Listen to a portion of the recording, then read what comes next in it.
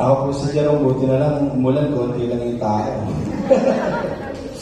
Sige, para po sa time of giving, na-encourage ko kung buksan ninyo kung mayroon po kayong mga dalang Bible.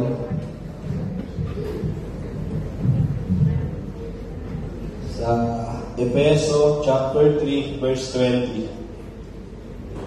Purihin natin ang Diyos na makagagawa ng higit pa sa hinihingi o inaasahan natin sa pamamagitan ng kapangyarihan niyang kumikilos sa atin.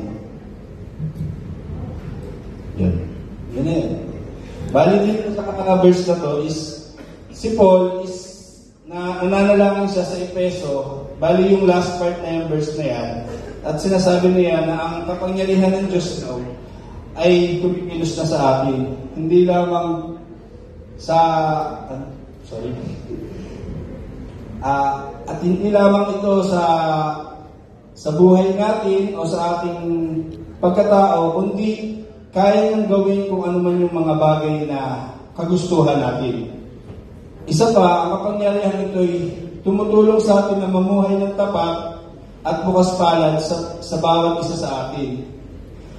At kung sakali man ang ating mga pinagdadaanan ngayon ay masyado ng mabigat o masyado ng malaki na yung pagsubok natin na pinagdadaanan, tandaan lang natin na nandyan lang ang ating Panginoon upang tayo tulungan dahil sa bawat pagsubok na pinagdadaanan natin. Sigurado naman lahat ng ating mga problema ay kaya niyang gawa ng paraan.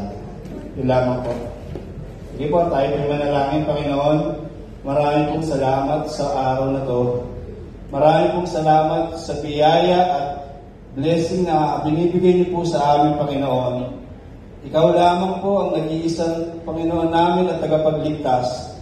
Patuloy po kami maniniwala at magtitiwala sa iyo. Salamat din po sa bawat araw na binibigay niyo sa amin. At ikaw lamang po talaga ang aming sasandalan sa bawat pagsubok ng aming pinagdadaanan. Patuloy po kami mananampalataya sa iyo at higit sa lahat, araw-araw po kami sasambat mananampalataya sa iyo, Panginoon. Lahat ng ito ay tinataas namin sa iyo sa pangalan ni Jesus. Amen. Smile as you give. Thank you po.